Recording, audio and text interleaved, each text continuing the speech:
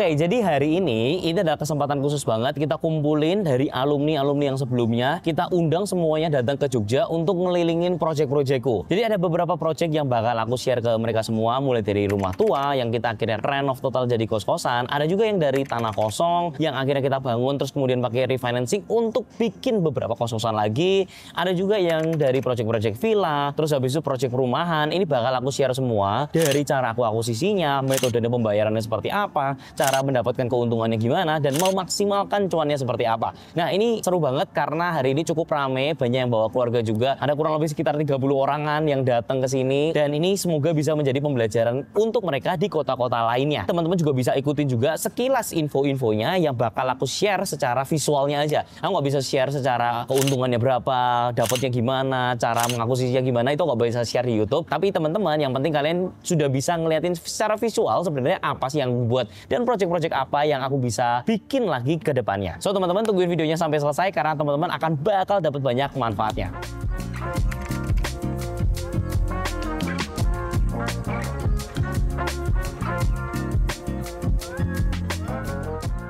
Kita langsung berangkat ke kosan yang pertama. Jadi kosan yang pertama ini adalah kosan yang dari rumah yang kita renov jadi kos-kosan. Nanti Bapak Ibu bisa lihat dari progres cara ngerubahnya gimana, ngelayoutnya kayak gimana. Nah, kita langsung berangkat sekarang ya biar nggak buang-buang waktunya.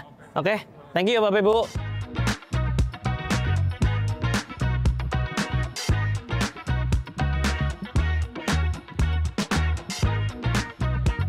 Nah, sekarang kita sudah sampai di kosan kita yang pertama. Kita akan ngecek sekarang visualisasinya seperti apa. Karena ini udah jalan kurang lebih sekitar 6 tahun.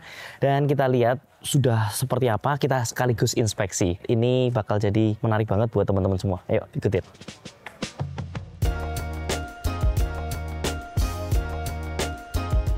Sini yuk, biar nggak panas ya. Outdoor AC taruh mana kok? Outdoor AC itu semua yang terdekat semua sih. Jadi ada yang di depan, ada yang di luar gitu.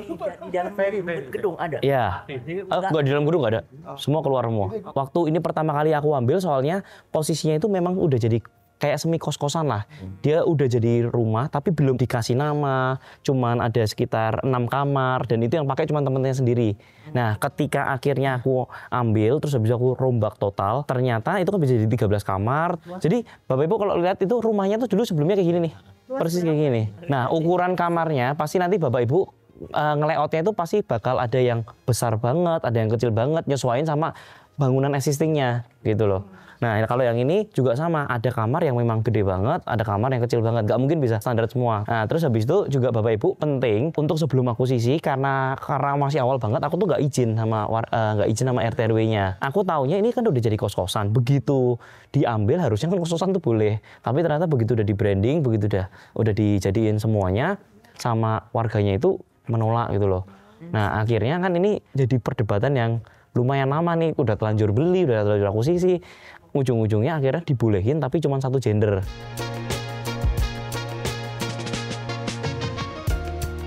Nah, fasad ini menurutku juga cukup penting. Entah kenapa, walaupun mereka nggak tinggal di situ, tapi begitu fasadnya kelihatan bagus, itu harga jualnya bisa lebih tinggi juga. Aku rubah itu paling cuma di bagian depannya aja. Bagian depannya itu selalu aku kasih marmer. Nah, ini mungkin Bapak Ibu boleh dicontoh. Budgetnya itu cuma di bagian depannya aja.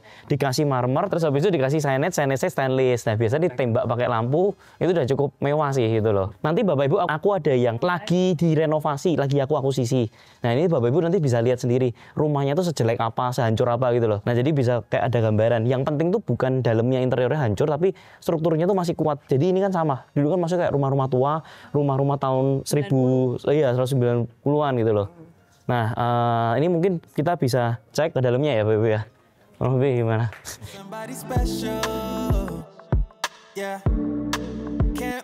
Nah, ini ya Bapak Ibu ya.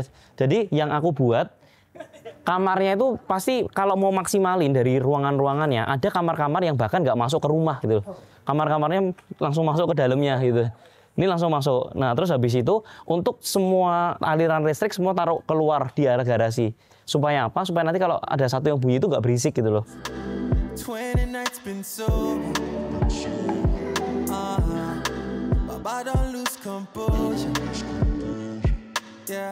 Nah, kita langsung lanjut lagi ke kos-kosan yang berikutnya. Kita akan kasih lihat yang dulunya kos-kosannya sewanya harga 200.000, sekarang udah bisa jadi 2 juta. Kita lihatin sekalian. night you did cross my mind.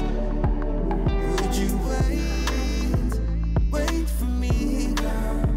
I know, ain't no distance, ain't no. Sebenarnya Bapak Ibu, kalau yang namanya renovasi, mau mulai besi, apa segala macam itu susah banget untuk ditawar lagi.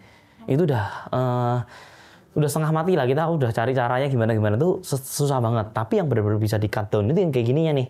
Misalkan aku sekarang bangun dari nol itu kadang-kadang tuh bisa. Nah kalau mau di cut down per meternya, ya cari pintunya itu yang jauh lebih murah. Nah ini aku lagi PKS-in, kita sama-sama bikin komunitas, sekali order langsung banyak sambrek gitu, semuanya order dari situ gitu loh. Nah ini jauh lebih murah, karena aku beda 2 juta aja kaliin 14 kamar, itu kan ada 28 juta sendiri. Itu baru satu part aja, material satu itu doang. Nah sekarang lagi, aku kalau misalnya Bapak Ibu nanti boleh ngecek deh, ukuran jendela 100 kali 600, itu biasanya orang minta tuh kurang lebih 2 jutaan. 2 jutaan. Nah di sini aku bisa dapetin harga cuma. Nah nanti yang di cut down itu apa aja semuanya, mulai dari kasurnya, nah terus mulai dari kursi, mulai dari meja, itu semua mau tak PKS-in semua, biar nanti standarin semua sampai water heaters. Ya kurang lebih ini Bapak Ibu, ini unit yang kita rubah, kos-kosan yang dari rumahnya dulu cuma 200 ribuan, tapi sekarang kita ubah jadi 2 jutaan.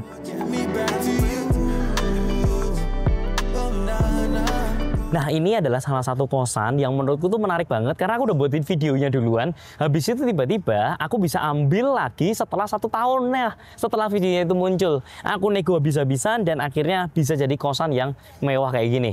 Nah sekarang aku mau tunjukin ke teman-teman alumni yang sudah ikutan kelasku untuk ngeliat kira-kira nanti unit-unit seperti apa yang aku tuh masih dalam tahap pembangunan, masih dalam rumah tuanya, itu seperti apa aku bakal kasih melihat mereka. Terus yang kemudian yang kedua, itu unit yang memang aku pakai arsiteknya tuh mahal banget. Jadi Bapak Ibu bakal ngelihat perbedaannya secara layoutingnya, secara dia punya pencahayaan itu jauh lebih bagus. Nanti Bapak Ibu bakal liatin. Oke, lanjutin.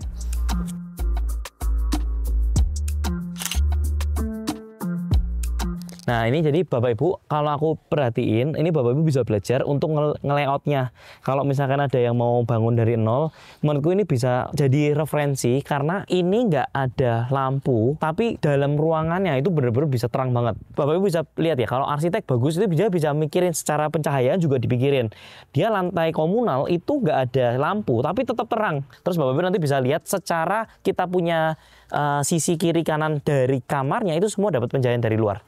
Kita masuk ya satu-satu ya. Yuk.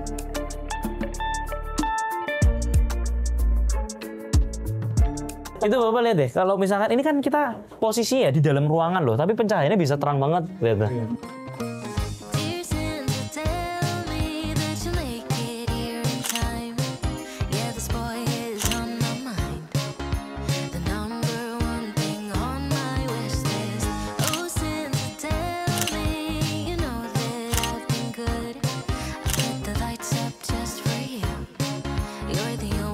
Jadi konsepnya tuh nggak terlalu biar kanibal, kita bikinnya 2 konsep.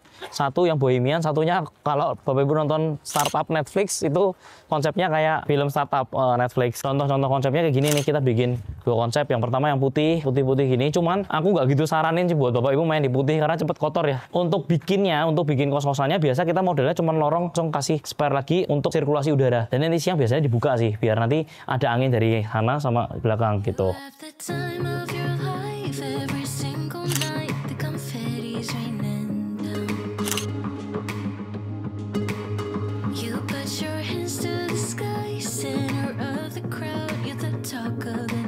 Nah, jadi kita sudah yang terakhir, kita lagi ke villa, terus habis itu di sini setelah kita keliling semua proyeknya, kita bakal sharing cara akuisisinya gimana, cara pendanaannya gimana, cara kita benar-benar bisa maksimalkan dari tanah-tanah yang kosong, dari bangunan yang udah tua, itu seperti apa kita bakal share ke alumni, ke kantornya kita. Jadi thank you buat teman-teman yang udah nontonin dari awal sampai akhir kegiatannya kita. Semoga video-video ini bisa jadi inspirasi juga buat Bapak Ibu semua. Nah, senang banget bisa berbagi sama teman-teman alumninya. Next, kita bakal bikin proyek-proyek yang lebih gede lagi. Dan tentunya kita bakal undang teman-teman yang sudah jadi alumni juga. Thank you buat teman-teman. Dan seperti biasanya, semua akan properti pada waktunya. I'll see you in the next video. See you guys!